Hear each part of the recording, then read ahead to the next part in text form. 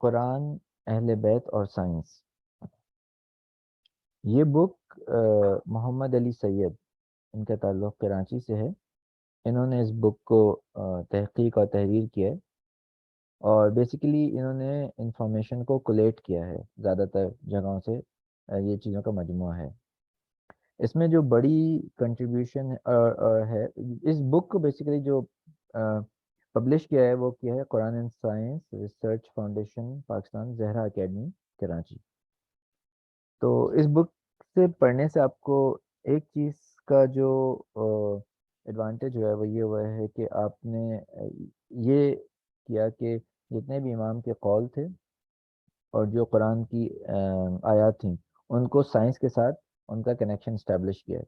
تو یہ اس کتاب کی جو ایک وہ ہے جس سے آپ کو ایک اندازہ ہوتا ہے کہ کس طرح اگر ہم قرآن کو پڑھیں اور اگر ہم احادیث کو جمع کریں اور پھر ان کو سائنس کے ساتھ کنیکٹ کریں تو ہمیں ایک آرام سے ایک برج مل جاتا ہے کہ دے آر کنسسٹنٹ۔ تو اس میں سے میں کچھ چیزیں آپ کی خدمت پیش کرتا ہوں جو کہ بالکل اسی میں سے لکھی گئی ہیں۔ اس میں ایک ڈاکٹر ہیں جو کہ بیسیکلی ان کا نام ہے ڈاکٹر نوید سید، جنہوں نے قرآن اور سائنس پہ بہت کام کیا ہے۔ Is Pakistani born Canadian neuroscientist, اور he is the first scientist to connect brain cell to silicon chip and creating the world first neurochip. تو آپ ڈاکٹر نوید سید کو سرچ کریں اور ان کا قرآن اینڈ سائنس اور پہ ان کا کام دیکھیں تو آپ کو آئیڈیا ہوگا کہ کس طرح سے لوگ جو ہیں وہ سائنس کو اور قرآن کو ایک دوسرے کے ساتھ لنک کرتے ہیں۔ اسی طرح کی کاوش محمد علی سید نے کی ہے یہ بک لکھ کے۔ اچھا، اب آپ ایک چیز میں نے اور بھی نوٹ کی ان کے بارے میں، ڈاکٹر نوید سید کے بارے میں، کہ انہوں نے انہوں نے کسی نے ان کا انٹرویو لیا اور ان کے ورڈ میں یہاں پہ کوٹ کر رہا ہوں۔ انہوں نے یہ لکھا ہے کہ بیسیکلی بچپن میں ان کے والد صاحب ان کو ماسک فرائیڈے کو لے کے جایا کرتے تھے، سائناگوگ سیٹرڈے کو لے کے جایا کرتے تھے، اور سنڈے کو چرچ لے کے جایا کرتے تھے۔ اور آج وہ ایک ایک جسے کہتے ہیں کہ ڈیووٹ مسلم ہیں، اور is a founding member of his local mosque and pioneering neuroscientist. تو یہ تھوڑا سا ان کا جو ہے وہ بیک گراؤنڈ ہے۔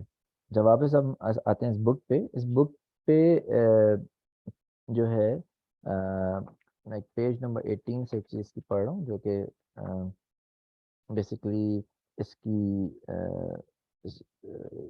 یہ قرآن سے ہی ہے، کہ بیسیکلی انہیں یہ کہا گیا کہ جب بھی قرآن کو پڑھنے اور سمجھنے کی کوشش کی گئی تو یہ تجربہ رہا ہے کہ قرآن اکثر اپنے قاری کے ساتھ بولتا ہے، یعنی کہ آپ جس چیز پہ غور کر رہے ہوتے ہیں اس کا آنسر آپ کو وہاں سے مل جاتا ہے۔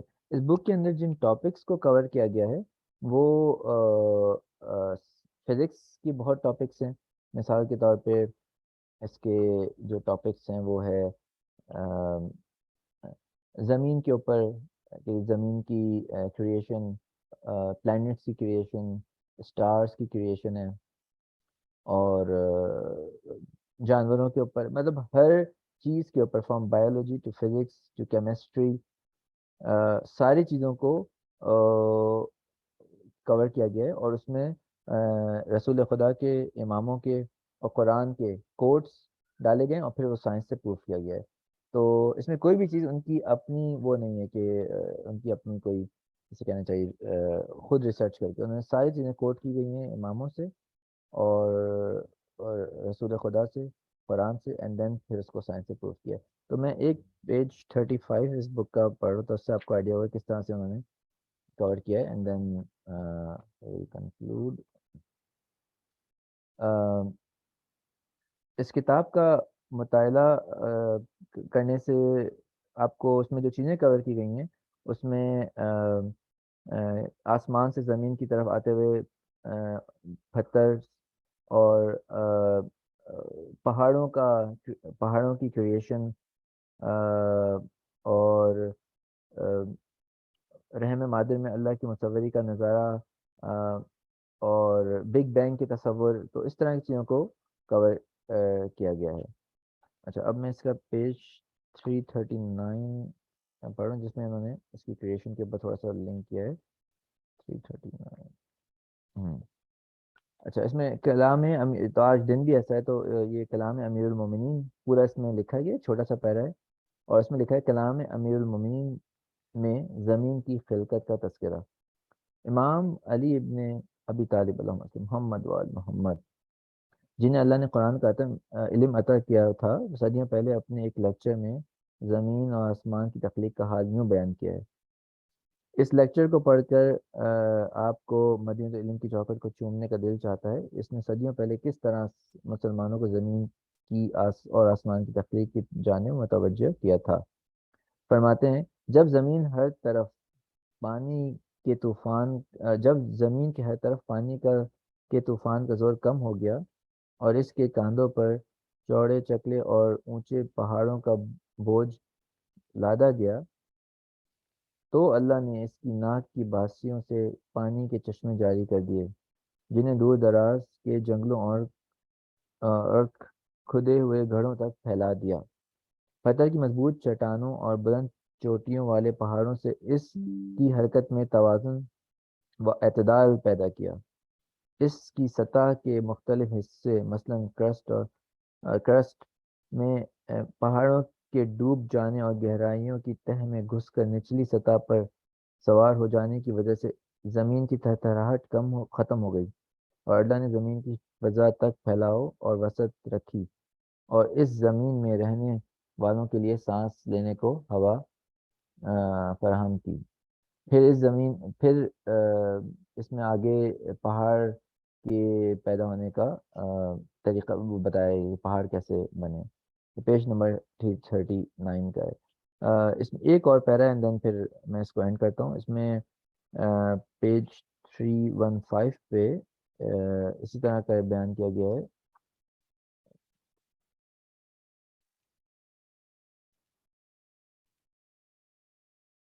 چھوٹی سی بات ہے اس میں، یہ بایولوجیکل ہے۔ اس میں انہوں نے کور یہ کیا ہے کہ بیسکلی جو اگر آبادیوں میں موجود پرندے، چوپائے اور سرعام طبی موت مر جاتے، تو ان تمام مردہ اجسام شہروں میں تعفن بیماری کا سبب بنتے۔ تو یہ بیسکلی موت کے وقت جو جانور ہیں ان کی موت کا ذکر کیا گیا ہے۔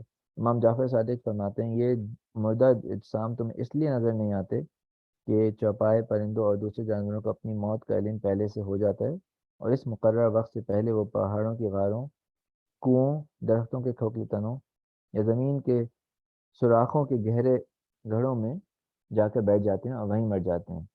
اسی کی وجہ سے تمہیں مرے ہوئے طبعی موت پر مرے ہوئے جانور تمہیں روڈوں، سڑکوں اور نظر نہیں آتے۔ تو یہ بات پھر بعد میں سائنسدانوں نے پروف کی ہے، جو اس کو بعد میں انہوں نے یہاں پہ بیان کیا ہے۔